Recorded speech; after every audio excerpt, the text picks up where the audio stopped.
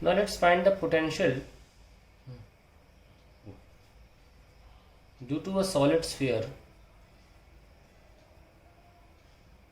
having charge. Again solid sphere कौन सा है? ये इंसुलेटिंग है, इंसुलेटेड स्फीयर, इंसुलेटिंग यानी कि नॉन कंडक्टिंग। हम मेटल नहीं ले रहे हैं, हम मेटल को अलग से डील करेंगे अलग चैप्टर में, मतलब कंडक्टर को अलग से पढ़ाएंगे। तो अभी हम नॉन कंडक्टिंग ले रहे हैं, यानी कि एक स्फीयर है जिसके अंदर चार्ज है, ठीक है, और इसके लिए हम पोटेंशियल निकालना चाहते हैं, और हमारे लिए गवर्निंग फॉर्मूला होगा integration of E T R. इसी से हम कोई भी पोटेंशियल निकाल सकते हैं। हम ऑलरेडी इलेक्ट्रिक फील्ड्स निकाल चुके हैं अलग अलग शेप्स के लिए, उनका यूज़ करेंगे पोटेंशियल निकालने में। सबसे पहले तो हमें पॉइंट पी पर निकालना है, जो कि आर की दूरी पर है। ये पूरा का पूरा चार्ज जो है, आप बना लीजिए सरफेस पे भी, सरफेस तो कुछ ना कुछ चार्ज हो गई। ये पूरा का पूरा चार्ज जो है यूनिफॉर्मली डिस्ट्रीब्यूटेड है and can be considered to be at center of this sphere according to center of charge concept. now potential निकालना है माइनस का EDR। लिमिट कैसे रखें? दिमाग में याद रखें हमेशा, पोटेंशियल का मतलब काम करना होता है एक यूनिट चार्ज पे। कहाँ से एक पोटेंशियल निकाल रहे हो अगर इन्फिनिटी से किसी एक पॉइंट पर लाने के लिए, तो वो पॉइंट ये है P, तो इन्फिनिटी से R तक। और वो काउंटिंग जो होती है इन्फिनिटी कहाँ है, पी कहाँ है, उसका रेफरेंस पॉइंट हमेशा सेंटर ऑफ चार्ज होता है। तो हमको पता है कि एक बॉल ऑफ चार्ज के लिए हम पहले भी साबित कर चुके हैं KQ/R² इलेक्ट्रिक फील्ड होती है, तो हमने उसका यूज़ कर लिया। आपको इलेक्ट्रिक फील्ड का फॉर्मूला पता होना चाहिए, हम कुछ भी कर सकते हैं। और ये आ जाएगा माइनस का 1/R इन्फिनिटी से R, माइनस माइनस प्लस, तो KQ 1/R। तो पहले R रखिए, KQ/R माइनस KQ/इन्फिनिटी, तो हमारा आंसर आ गया KQ/R। तो हमारा बाहर के पॉइंट लिए तो आंसर आ गया KQ/R। तो हमने पहला कर लिया where R is greater than R। अब बात करते हैं R इक्वल टू R, यानी कि सरफेस। ये P पॉइंट हो गया, सरफेस पे आ जाइए। सिंपली R को एक्सचेंज कर दीजिए कैपिटल R से, ये हमारा सेकंड पार्ट हो गया। अब हमारा मेन पार्ट जो आता है वो है R लेस देन R, ये इनसाइड पॉइंट है, ठीक है, थोड़ा सा लंबा होगा बाकी दोनों पार्ट से। Let us see how to do it.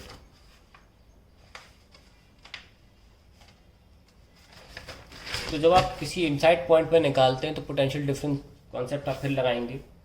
ये आपकी स्फेरिकल बॉल ऑफ चार्ज है, और आप किसी एक पॉइंट पे, यहाँ पे ये पी पॉइंट है, आप यहाँ निकालना चाहते हैं, ठीक है।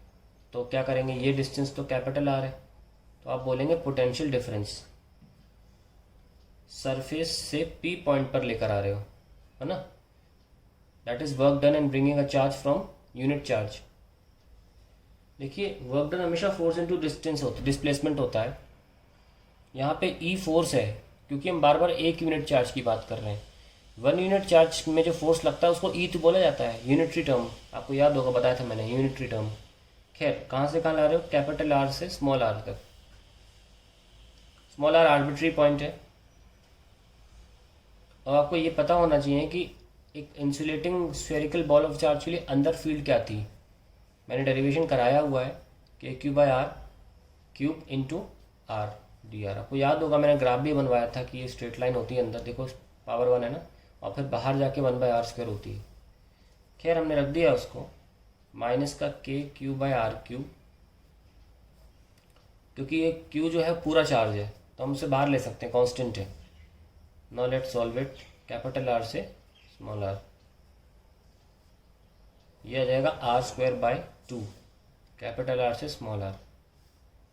लेट सॉल्व इट, KQ/R³, 2 बार ले लो, R² माइनस R², और अब साइन पलट दो, KQ/2R³ R² माइनस R²। सो ये हमारा पोटेंशियल डिफरेंस आया दो पॉइंट में, सरफेस और किसी एक अंदर के पॉइंट में पोटेंशियल डिफरेंस आया है, पोटेंशियल नहीं आई है। पोटेंशियल तो P पे निकालनी है। खैर V final minus V initial होता है जब भी हम काम कर रहे होते हैं। फाइनल पॉइंट P था, इनिशियल पॉइंट S, के क्यू सरफेस मतलब एस मतलब सरफेस, सरफेस पे क्या पोटेंशियल है आपको याद होगी, क्योंकि हम पी पर निकालेंगे तो हमें सरफेस वहाँ भेजना होगा।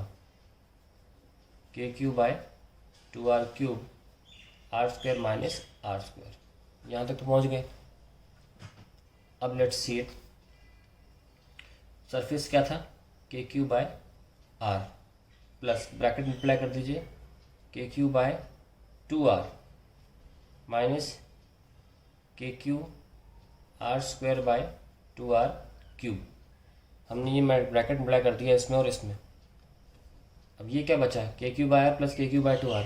एक बार के क्यू बाय आर, आधी बार के क्यू बाय आर, यानी कि 1.5 बार। 1.5 को कैसे लिखते हैं, 3/2 K Q by are minus K Q by are, okay.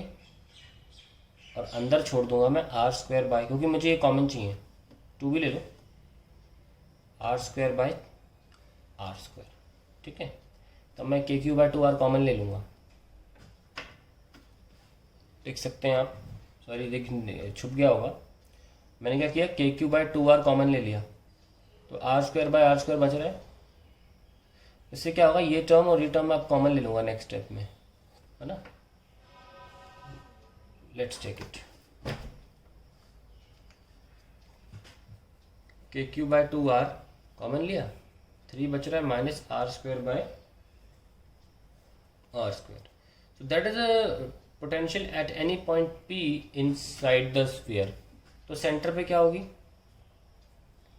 के Q by 2r 3 minus 0 square by are square. तो सेंटर मतलब होता है r equal to 0। So 3/2 K Q by are.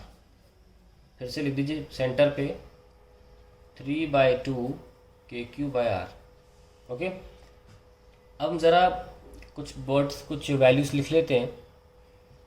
Now for r greater than r, V outside, out कितना आया, K Q by are.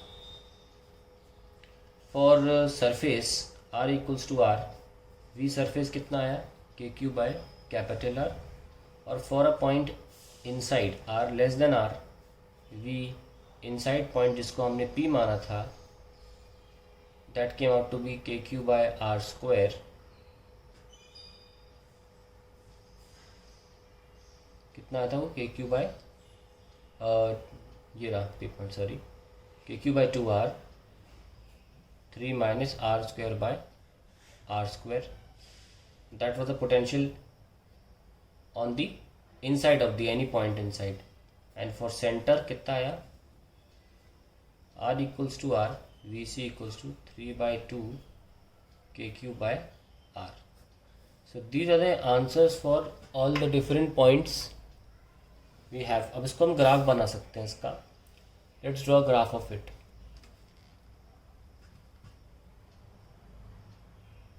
एक बात का हमेशा ध्यान रखिएगा कि पोटेंशियल दूर जाने पे घटती है ना। ये बेसिक बात है। तो सबसे ज़्यादा पोटेंशियल देख लो कहाँ पे आई है।